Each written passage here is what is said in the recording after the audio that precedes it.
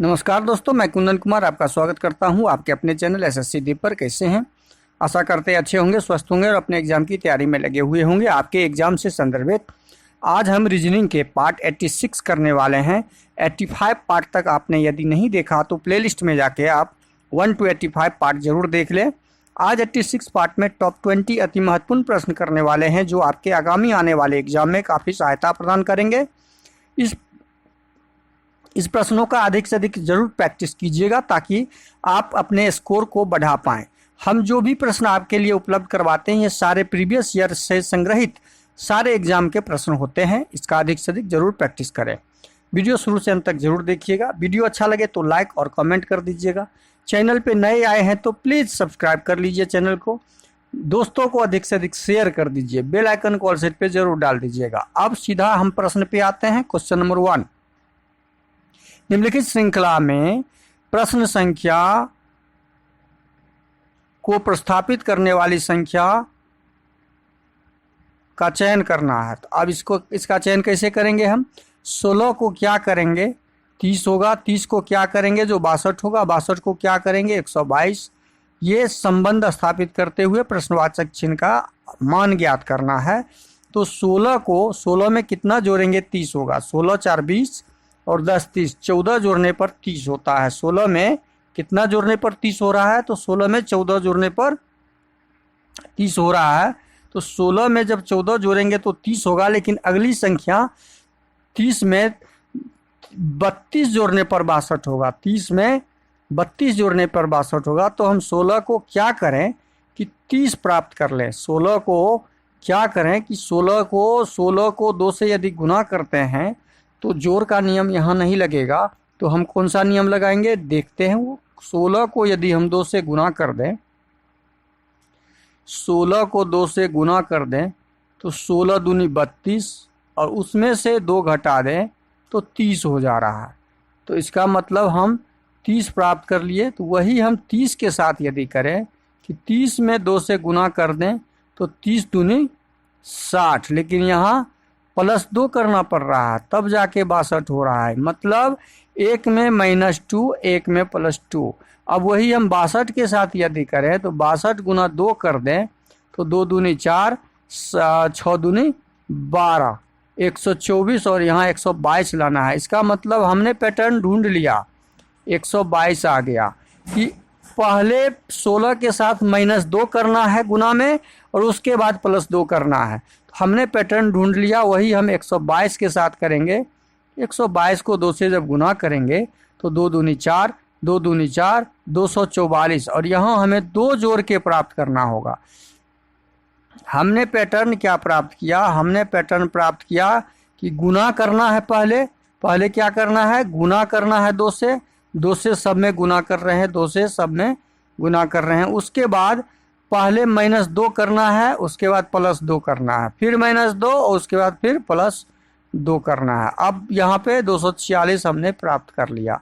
अब हम क्या करेंगे? 246 में फिर 2 से गुना करेंगे और 6 दूनी 12, 4 दूनी 8, 1 9, 2 दूनी 4।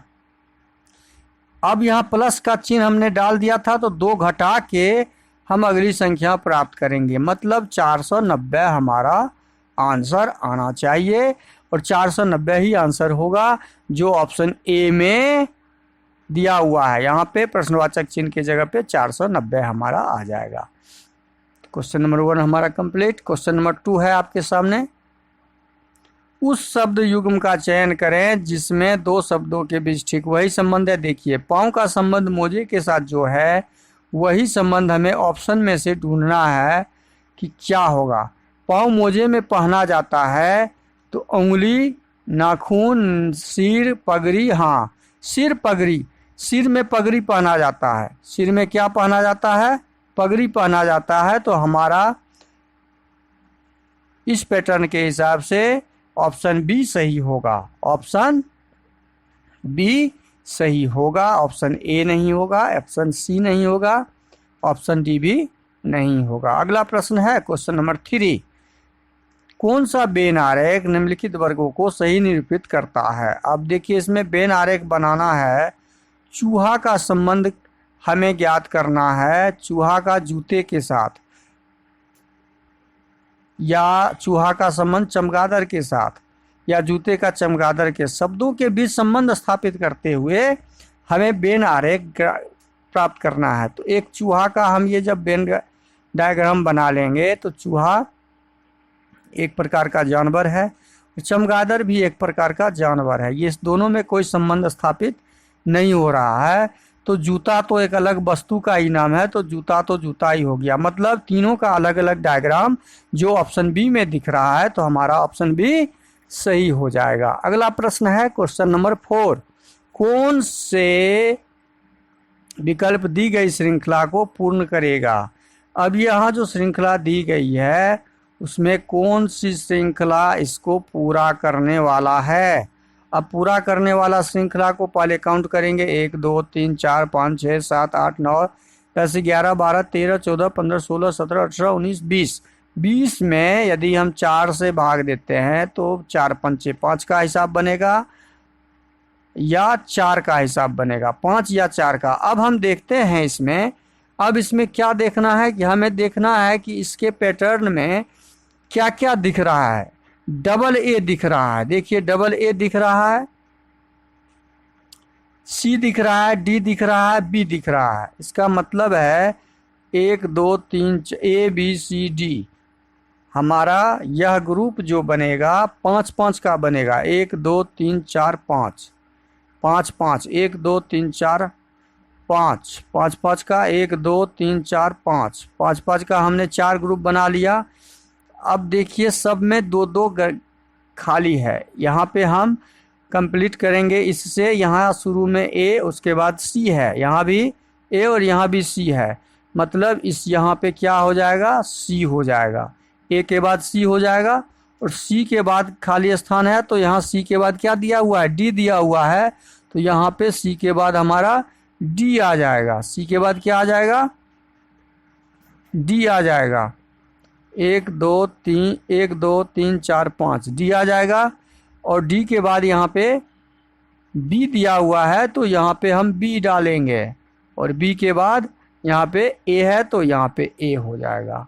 हमने कंप्लीट किया ए सी डी बी ए सी डी बी ए सी डी बी ए सी डी बी ए, हमने ग्रुप को ढूंढ लिया। तो पहला लेटर हमारा डी, उसके बाद ए, उसके बाद फिर डी, उसके बाद बी, उसके बाद सी, उसके बाद बी, उसके बाद ए, उसके बाद बी, उसके बाद ए हो जाएगा।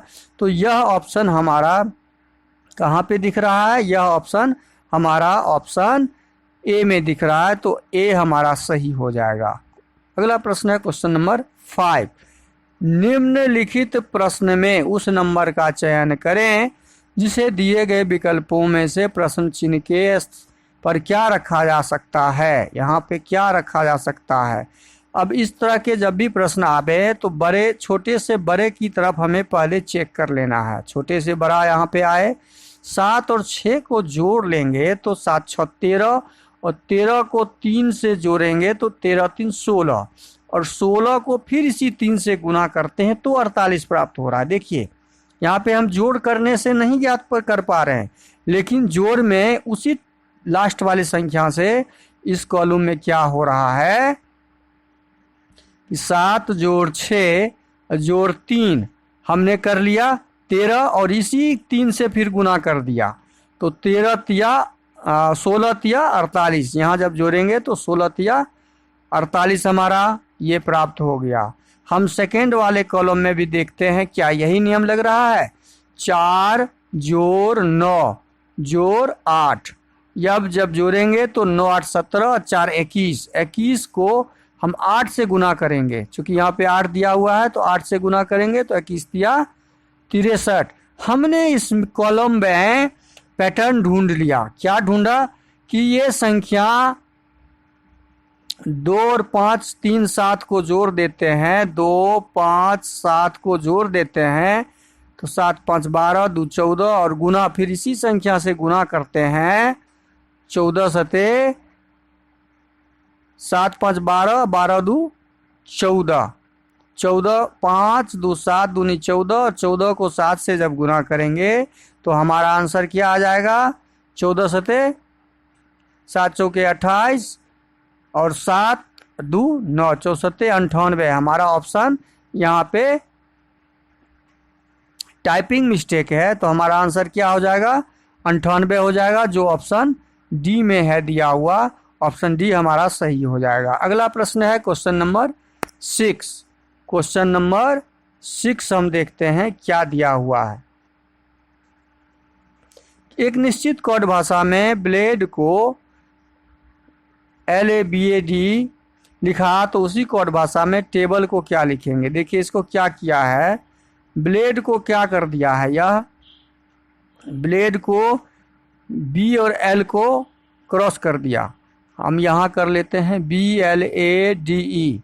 इसको क्या किया है, यह L और B किया। इसका मतलब L को फर्स्ट, B को लास्ट किया। फिर A को ज्यों का त्यों रख दिया और फिर DE को क्रॉस कर दिया। हमने क्या पाया कि बीच के लेटर को ज्यों का त्यों रख दिया और दोनों साइड वाले दोनों अक्षर को क्रॉस कर दिया। इसी प्रकार हम जब टेबल का ज्ञात करेंगे TABLE, तो इसमें बीच का लेटर B है, B ज्यों का त्यों रखा जाएगा, B ज्यों का त्यों रख देंगे हम B को, और A को क्रॉस करेंगे यहाँ पे और T को क्रॉस करेंगे यहाँ पे, E को क्रॉस करेंगे यहाँ पे, L को क्रॉस करेंगे यहाँ पे। तो ATBEL हमारा कहाँ पे है? ऑप्शन बी में दिख रहा है, तो ऑप्शन बी हमारा सही हो जाएगा। अगला प्रश्न है क्वेश्चन नंबर 7। एक निश्चित कोड भाषा में माउस को MOUSE, माउस को क्या रखा है? FTVPN। अब देखिए M होता है 13 नंबर, F होता है 6 नंबर, तो M और F में कितना का अंतर है? 6 का अंतर है। M और F में 6 का अंतर है। लेकिन यदि हम कॉर्नर चेक करते हैं तो कॉर्नर E से F में आने के लिए +1 क्या किया? यहाँ पे +1 किया। M को N तक आने में क्या किया है? +1 किया है। S को T तक आने में +1, O को P तक आने में +1 और U के से V में आने में +1। मतलब क्रॉसिंग +1 का यहाँ पे पैटर्न लगा हुआ है। उसी प्रकार हम रोप्ड का जब ज्ञात करेंगे तो रोप्ड में हम R को क्रॉस करेंगे +1 करके, +1 करके हम जब R को लिखेंगे तो हमें क्या प्राप्त होगा? S होगा यहाँ पे। D को +1 करेंगे तो D E हो जाएगा यहाँ पे। O को हम +1 करेंगे तो क्या हो जाएगा? P हो जाएगा। E को हम +1 करेंगे F हो जाएगा और P को जब +1 करेंगे तो Q हो जाएगा। EPQPS हमारा आंसर हो गया। यह कहाँ पर दिया हुआ है? यह हमारा ऑप्शन बी में दिख रहा है। EFQPS हमारा आंसर बी है, सही हो जाएगा आंसर बी। अगला प्रश्न है क्वेश्चन नंबर 8। उस विकल्प का चयन करें जो तीसरे शब्द से ठीक उसी प्रकार संबंधित है। इसका संबंध उसी से है, वैसे ही है जैसे इसका संबंध होगा। तो घोंसला पक्षी का घर होता है। घोंसला क्या होता है? पक्षी का घर। तो किसका घर होगा? महल। इसमें से जीप का नहीं, सैनिक का नहीं, बड़ा का नहीं, राजा का घर महल होगा। तो क्वेश्चन नंबर 8 का सही आंसर ऑप्शन डी हो जाएगा। अगला प्रश्न है क्वेश्चन नंबर 9। असमान का चयन कीजिए। क्वेश्चन नंबर 9 में दिया है असमान का चयन कीजिए। तो 9 में 14 में हम कितना जोड़ेंगे? तो +6 जोड़ेंगे, 20 होगा, और फिर +6 जोड़ेंगे तो 26 हो जाएगा। L होता है 12 में 6 जोड़ेंगे तो 18 में 6 जोड़ेंगे तो 24। F होता है 6 नंबर, 6 में 6 जोड़ेंगे तो 12 और 12 में 6 जोड़ेंगे तो 18। यहाँ तीनों सेम हो रहा है। B होता है 2 नंबर पे, 2 नंबर में 5 जोड़ेंगे तो 7 और 7 में 10 जोड़ेंगे तो 17। तो अब यहाँ पे देखिए हमारा पैटर्न, और यहाँ +6, यहाँ +6 है, यहाँ +6 का है, लेकिन यहाँ +5 +10 है। इसका मतलब ऑप्शन बी हमारा जो है और समान है, जो सही आंसर हो जाएगा। अगला प्रश्न है क्वेश्चन नंबर 10। एस एम का बेटा है, आर क्यू ए का पिता है। देखिए इसको सही से बनाइएगा। प्रश्न में दिया हुआ है एस एम का बेटा है, एम का बेटा है, एम का बेटा एस है, या बेटा हो गया। आर क्यू और ए का पिता है, आर क्यू और ए यहाँ पे कुछ है नहीं। हम अगला सेंटेंस देखेंगे। ए एम की बेटी है, एम की एक बेटी है जो ए है, ये बेटी हो गई, हमने डाल दिया। ए एस से, अच्छा अब ए जब हमें प्राप्त हो गया तो अब इस लाइन को देखेंगे।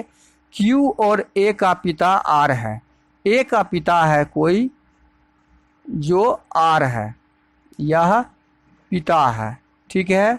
और क्यू का भी है, तो क्यू एक संतान ही होगा, क्यू का भी पिता आर है, दोनों का पिता आर हो गया।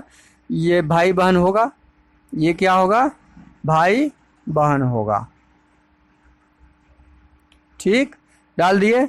अब यहाँ पे पूछा है कि ए एस से किस प्रकार, एस यहाँ पर है, ए एस से, तो एस का ए कौन लगेगा, एस का ए कौन होगा, एस का ए कौन होगा। तो अब यहाँ पे ज्ञात कीजिए, एस का एम का बेटा, एम का बेटा यदि एस है और एम का बेटी ए है तो ये महिला हो गई, चूंकि इसका पिताजी आर है तो ये प्लस हो गया, ये महिला हो गई, माँ हो गई।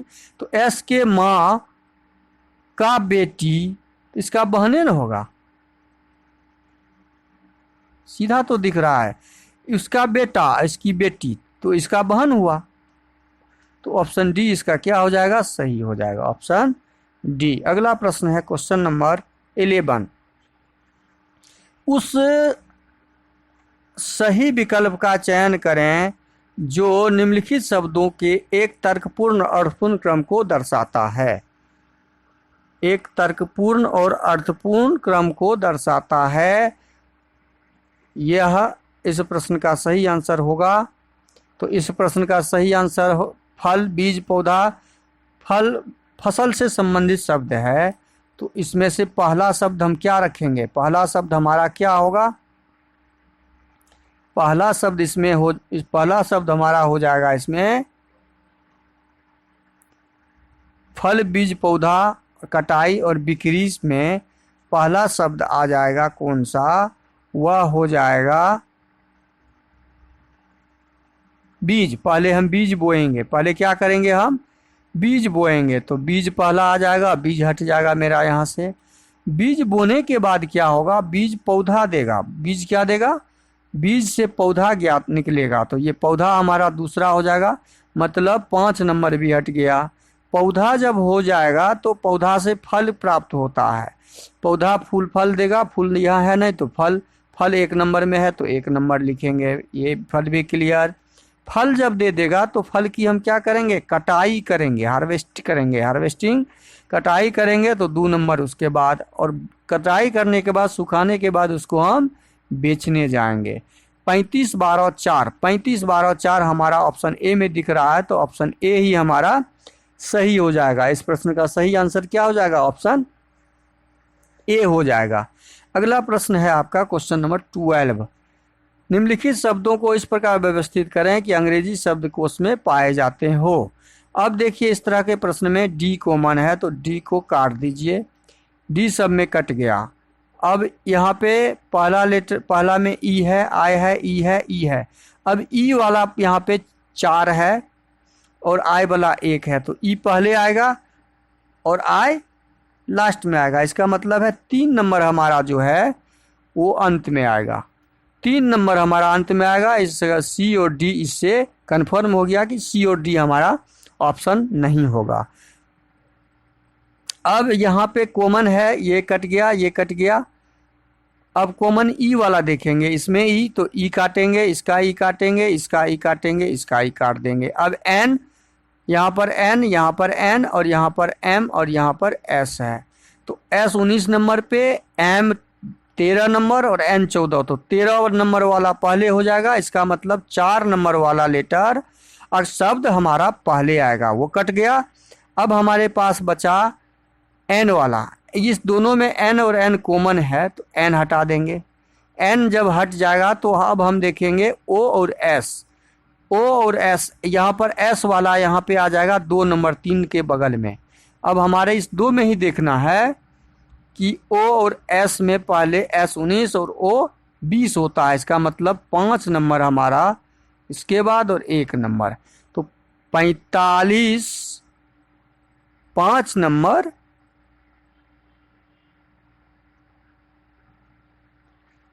ओ होता है 20, एस होता है 19, देन एस होता है 19, तो हमारा 19 वाला लेटर पहले आएगा ना कि 20 वाला।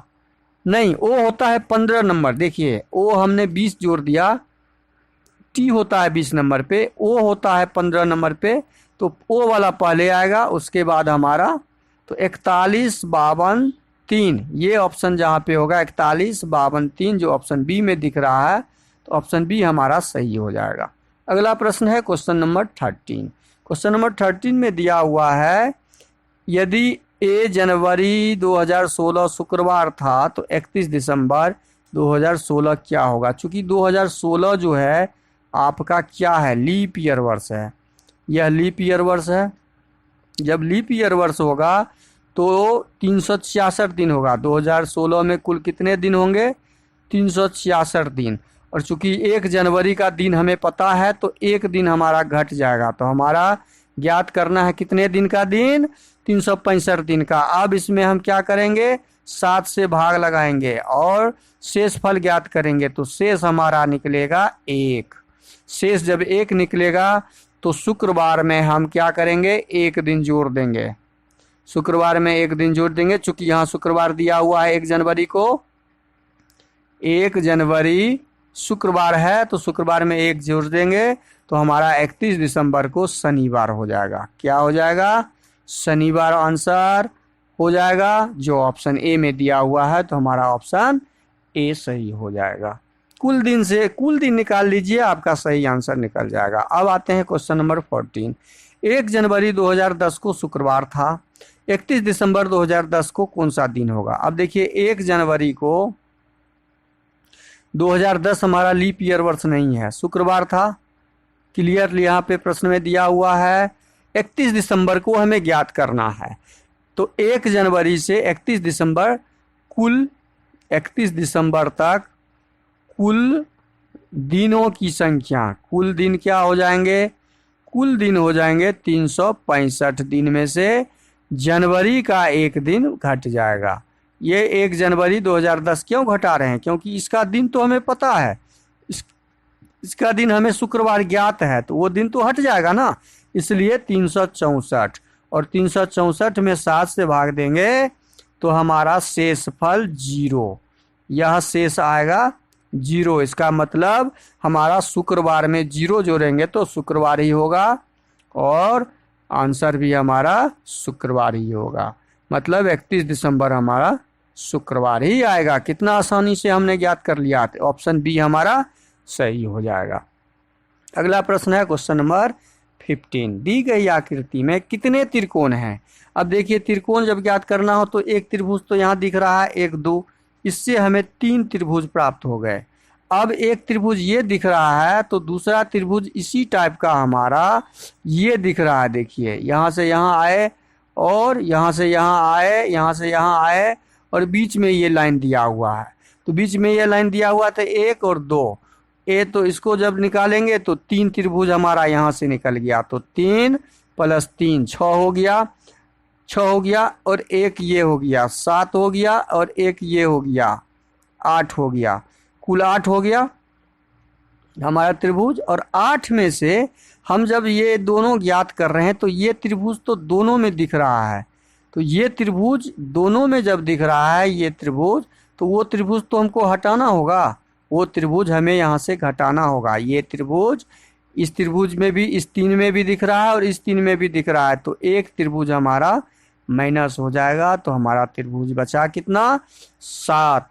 तो क्वेश्चन नंबर 15 का सही आंसर हो जाएगा ऑप्शन ए। अगला प्रश्न है क्वेश्चन नंबर 16। दिए गए आरेख में कितने आयत हैं?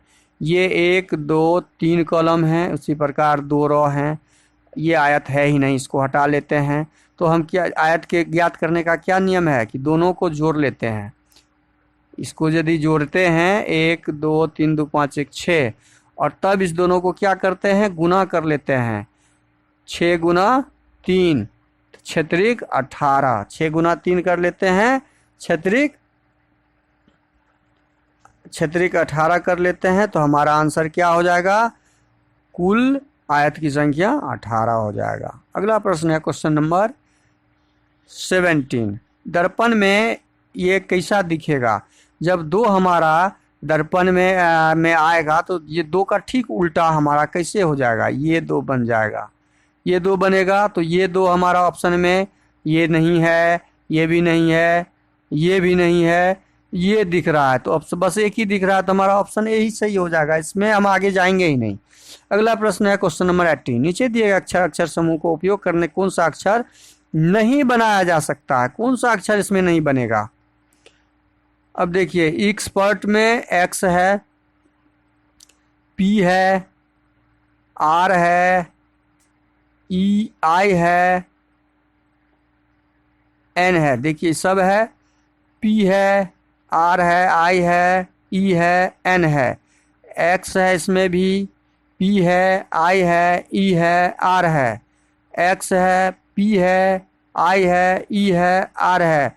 लेकिन ये डबल पी नहीं है। देखिए यहाँ पे पी जो दिया हुआ है एक ही पी है, इसका मतलब ऑप्शन डी हमारा जो होगा, जो शब्द नहीं बनेगा।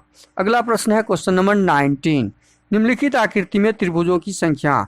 इस प्रकार के त्रिभुज आयत में जब हो या वर्ग में हो तो सारे खंड को लिखने के बाद, 4 खंड है तो 4 को 2 से गुना कर लेते हैं। 8 त्रिभुज तो इसके अंदर हो गया। 1 9 त्रिभुज, 1 2 1 3, 3 त्रिभुज यहाँ पे हो गया, तो 8 3 11 त्रिभुज। अब 11 त्रिभुज में एक ये 12 वाला त्रिभुज भी हमारा दिख रहा है। ये 12 वाला त्रिभुज पूरा एरिया ये कवर जो किया है, एक ये त्रिभुज हो जाएगा। तो 11 1 12 त्रिभुज हो गए। अब एक त्रिभुज हमारा कहाँ पे बन रहा है वो देखिए। एक त्रिभुज हमारा यहाँ से ऐसे बना, 12 1 13, एक त्रिभुज ये बना, और एक त्रिभुज हमारा इधर से भी बन रहा है। ये ऐसे गया, ऐसे आया, ऐसे आ गया, नहीं यहाँ आया, यहाँ से ऐसे हुआ।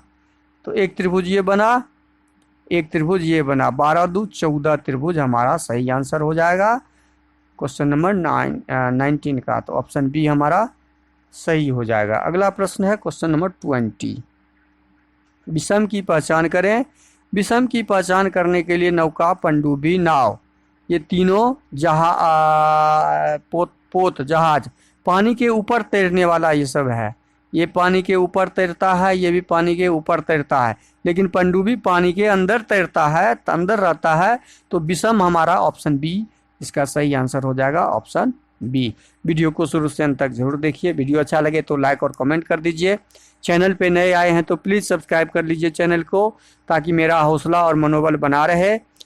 आपके सब्सक्राइब और अधिक से अधिक दोस्तों को शेयर भी जरूर कर दीजिए। शेयर से हमारा हौसला बना रहता है कि हम इस तरह के आपके लिए मेहनत करते रहें। थैंक यू, धन्यवाद। जय हिंद, जय भारत।